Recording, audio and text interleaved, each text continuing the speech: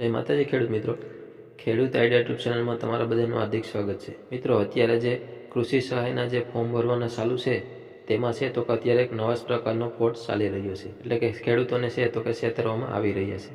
તો તેના વિશે છે તો કે આપણે આ વિડીયોમાં સંપૂર્ણ માહિતી જોવાના છીએ।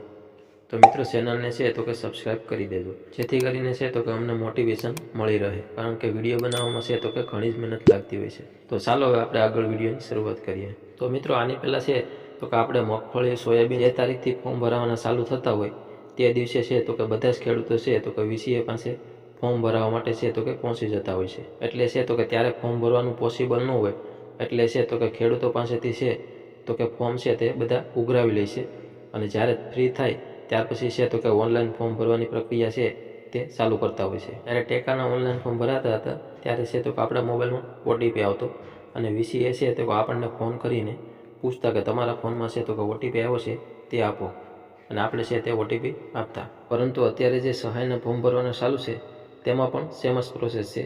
અત્યારે છે તો કે ફોર્મ ઉઘરાવી લે છે, અને જ્યારે ફ્રી થાય છે ત્યાર પછી છે તો કે ઓનલાઈન અરજી કરવાની પ્રક્રિયા છે તે ચાલુ કરતા હોય છે। પરંતુ આ સહાયના ફોર્મમાં છે તો કે અત્યારે ઓટીપીની કોઈ પણ જરૂર નથી। આપણા ફોનમાં છે તો ઓટીપી આવશે પણ નહીં, અને જો સંયુક્ત ખાતેદાર હશે તો તમને છે તો કે વીસીએની ઓફિસે બોલાવશે।